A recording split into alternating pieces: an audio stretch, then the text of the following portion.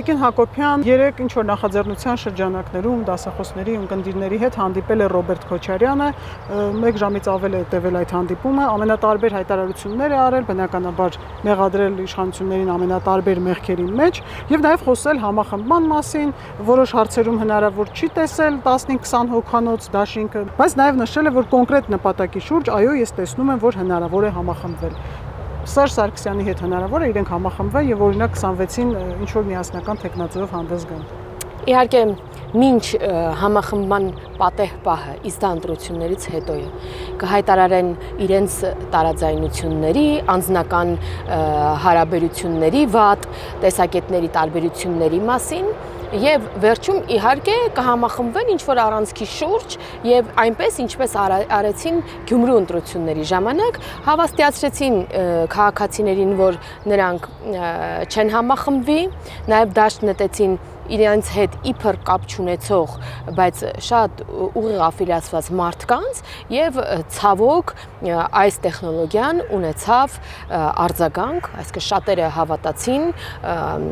իրենց առաջարկած տեխնոլոգիային եւ ի վերջո համախմբվեցին բոլորով եւ ունեցան նախկինի, այսպես ասած, վերադարձ։ Ռոբերտ Քոչարյանը խոսել է նաև Հայաստանի զինվելու, զինամթերք ձեռք բերելու հետ կապված։ Նրա խոսքից կարելի էր հասկանալ, որ Ֆրանսիայի, Հնդկաստանի հետ այդ բոլոր պայմանագրերը եւ այլն առ ոչինչ են, մինչդեռ սկսել էր գովել ռուսական 70-80-ականների հոպը, մեջբերելով թե Ուկրաինայում ինչ է անում Ռուսաստանի Դաշնությունը։ Դե մեկ Ալիևն է բողոքում մեր այժմյան զինվելուց, մեկ Քոչարյանը, եւ սա հեչ պատահական չէ, որովհետեւ շատ տարբեր ասպեկտներով հայանպաստ հատկապես դրվագներով նրանց խոսքը չգիտես ինչու միանման է լինում եւ զենքի հետ կապված եւս Ալիևն է բողոքում, որ Հայաստանը զինվում է որակյալ զին տեսակով եւ Քոչարյանն է բողոքում դրանից, գովելով ռուսական զենքը, ինչը օրինակ Ալիևը չի անում, տարօրինակաբար, բայց բոլորս գիտենք ռուսական զենքի առհասարակ սպառազինության ձեռքբերման պատմության եւ դրա չստացման պատմության մասին։ Ռոբերտ, ինչ վերաբերում է զինտեսակներին եւ զինտեխնիկային, կարեւոր է նշել, որ Հայաստանը զինվում է միայն ինքնապաշտպանական նպատակով, դա չունենալով նպատակ օգտագործել իբրև հարձակվելու միջոց եւ սա կարեւոր է ֆիքսել ամեն անգամ այս թեմայից խոսելիս ժամանակ։ Նա նաև խոսել է 18-ից մինչև 20 ընկած ժամանակահատվածում, նշել, որ գեներալիտետը, հրամանատարական կազմը տեղեկատվական դաշտում ամեն օր ահաբեկվում էր։ Ես կխնդրեմ գոնե մեկ գեներալի անուն տակ, որն այդպես ահաբեկված էր։ Երևի տարբեր գործերով անցնող գեներալների մասին է խոսում պարոն Քոչարյանը, կամ այն գեներալների, որոնք դիրք են ուրեմն թողել եւ շրջափակման մեջ են թողել օրինակ մեր զինվորներին, թիկունքը բաց են թողել եւ նման գեներալների մասին է խոսում, կամ այն գեներալների, որոնք գողանում էին զինվորի ուտելիքը, ել չեմ ասում մնացածի, շատ կարևոր օրինակ վառելիքի եւ այլ կարևոր կոմպոնենտների մասին։ Եվ նման գեներալների մասին է խոսում, իսկ իրական զինվորականները մշտապես հարգվել են եւ գնահատվել են եւ ժողովրդի եւ իշխանությունների կողմից եւ անուրանալի է իրական զինվորականների ներդրումը մեր պետականության շարունակման, անվտանգության ապահովման գործում։ Ռոբերտ Քոչարյանը խոսել է նաև Սյունիքի եւ Սևանի հետ կապված, թերագնահատել է բնականաբար մեր բանակի մարտունակությունը եւ նշել, որ մեծ ռիսկեր կան եւ Սյունիքը վերցնելու գայթակղությունը Ադրբեջանի համար շատ մեծ է լինելու ու դրա վտանգը կա եւ Սյունիքի հետ կապված եւ Սևանի մի կտորի հետ կապված։ Խնդրեմ սա եւս մեկնաբանեք։ Ես չգիտեմ Հայաստանի Հանրապետության երկրորդ նախագահը ինչ նկատի ունի ուրեմն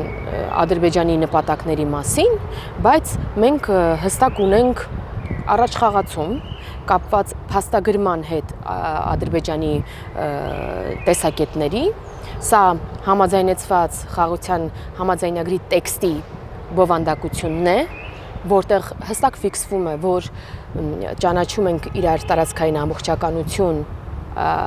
հստակ սկզբունքներով, Ալմատայի հռչակագրով այդ քարտեզներով եւ նաեւ ունենք Հայաստանում եւ Ադրբեջանում վավերացված սահմանազատման կանոնակարգը, որտեղ եւս ֆիքսվում է տվյալ քարտեզը իբրև սահմանազատման հիմք։ Այնպես որ պետք է հիմնվել ոչ թե Քոչարյանի երազների վրա կամ Ալիևի երազների վրա, այլ գետնի վրա եղած փաստերի վրա, իսկ մենք, ինչպես ասացի, ունենք երկու հիմնավորում, թե ինչու չի կարող ջերմուկը Հայաստանի սուվերեն ցանկացած տարածք դառնալ ինչ որ մի երկրի նպատակ։ Հայտարարությունները շատ են, եւս մի ուշագրավ բան է հայտարարել, որ պատերազմի ժամանակ 2020 թվականին ինքը դիմել է Բակո Սահակյանին եւ Արկադի Ղուկասյանին, որպեսզի հանդիպի Արայիկ Հարությունյանի հետ, եւ Արայիկ Հարությունյանը ասել է, եթե հանդիպեմ Քոչարյանի հետ, Փաշինյանը ինձ կուտի։ Դա կարող է իրականություն լինել։ Առհասարակ այնքան էլ բարոյական չէ գերության մեջ գտնվող մարդուն հղում անելով խոսել ինչ որ բաներ, երբ որ տվյալ անձը չի կարող դա հերքել կամ հաստատել։ Այս հարցին խնդրում եմ լրագրողներն անդրադառնան այն ժամանակ, երբ պարոն Հարությունյանը կլինի հայրենիքում եւ խոսել միայն ինքը կարող է հերքել կամ հաստատել Քոչյանի ասածը, այդպես նաեւ օրինակ Վազգեն Սարգսյանին են չէ մեջբերում եւ բաներ են վերագրում, որ ասել է Վազգեն Սարգսյանը այս դեպքում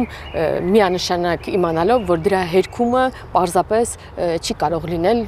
կոնկրետ սկզբնաղբյուրից, հա։ Եվ նաև մամուլում արդեն ինչքան ժամանակ է պատտվում են լուրեր, որ ընդդիմադիր շրջանակները մարզերում նաև հետագայում ակցիան տեղափոխեն Երևան, փորձեն ինչ-որ ապակայունացնող իրավիճակ ստեղծել։ Արդյոք կարող է դա կապ ունենալ նաև Սերժ Սարգսյանի եւ Ռոբերտ Քոչարյանի վերջի շրջանի ակտիվացման հետ։ Տարին երկու անգամ գոնե ականատեսը լինում ենք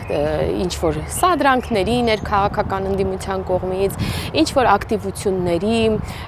եւ հիմա էլ ինչպես տեսնում եք շատ լավ եղանակ է եւ քանի շոքերը չի ընկել շատ, էլի ընդդիմությունը կփորձի ինչ-որ բան կազմակերպել, նաև տեսնում եք, որ նաև փորձում են եւ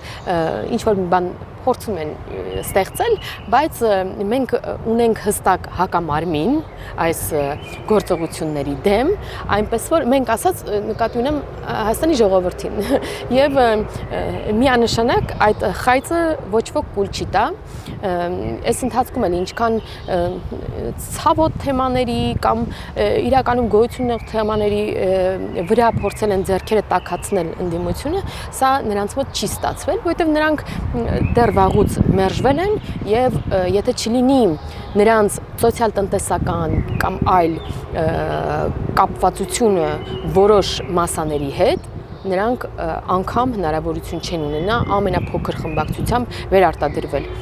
եւ գնալով իրենց ազդեցությունը ավելի է թուլանալու եւ վստահ ձեզ ասում եմ, որ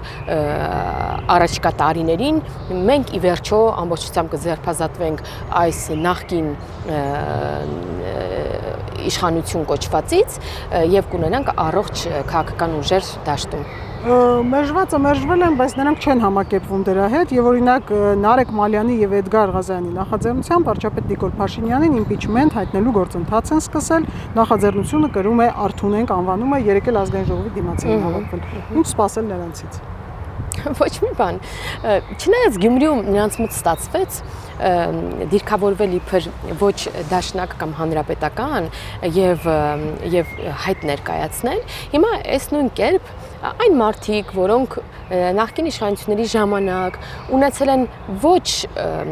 շատ բարձր պաշտոններ, բայց պաշտոնավարել են որոշ տեղերում, հիմա փորձում են իբր իրենց հետ կապ չունենալով առանձին նախաձեռնություն սկսել, բայց ես վստահեցնում եմ, որ այս մարդիկ վաղը մյուս օրը հայտ են ներկայացնելու, դիրքավորելու են իրենց հիմնավորելով այսօրվա իրենց գործողությունները, որ տեսեք, մենք բերել ենք նախաձեռնություն, ընդդիմությունը եւս չի սատարել եւ այլն, այսպես փորձել համոզել, որ իրենք կապ չունեն Ռոբերտ Քոչարյանի, Սերժ Սարգսյանի եւ իրենց առանցքի հետ կապ չունեն, եւ հայտ են ներկայացնելու, որոշակի ձայներ են փորձելու կորզել, հետո միավորվել, օրինակ Ռոբերտ Քոչարյանի կամ Սերժ Սարգսյանի շուրջ, միանշանակ սցենարը սա է եւ այս նախաձեռնությունը եւս ասենց ասեմ, մենք կապ չունենք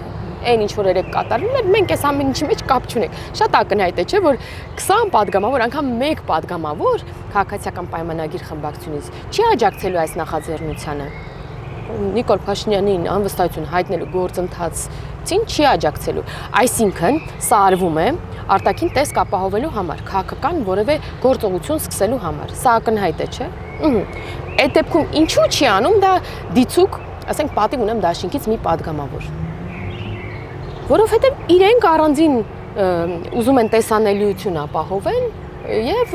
օրակարգ իրանց շուրջ ձևավորեն եւ այդպես էլ անում են։ Այսինքն իրարից ինչ որ ձայներ են ուզում փախցնեն կամ այն հատվածը, որը երբեք ձայն չի տա, օրինակ Ռոբերտ Քոչարյանին կամ Սերժ Սարգսյանին, իրենց ձայն տա, սրա մասին է եւ մեր հիմնական գործառույթը այս ամբողջ ընթացքում լինելու է ավելի ու ավելի սլաքներն ուղղել նրանց փոխկապակցվածության վրա, կարծում եմ։ Ես դա նաև համարում եմ մի տեսակ պարտավորություն մեր քաղաքացիների հետ շփումներում, որովհետև նորից այն սցենարը, որը եղավ Գյումրիում, չպետք է էլ կրկնվի, որովհետև նույն գյումրեցիները մեծ հաշվով մեղադրում են նաև մեզ, որ երևի լավ չենք բացատրել, թե ով է օրինակ Ռուբեն Մխիթարյանը, հա, օրինակ, որտեղ ինքը ասում էր ես երբեք, ես կապ չունեմ, կամ Մարտունը Գրիգորյան, ես երբեք չեմ աջակցի, ես իր դեմ եմ պայքարել միշտ, բայց վերջում գնացին Վարդան Ղուկասյանին դարձրեցին քաղաքապետ։ Նույն սցենարով Հայաստանում իրականացնելը մենք թույլ չենք տա, եթե անգամ իրենք նորից փորձեն։ Շնորհակալություն։ Ես եմ շնորհակալ։ Չմոռանաք հավանել տեսանյութը և բաժանորդագրվել Civic AM-ի YouTube-յան էջին։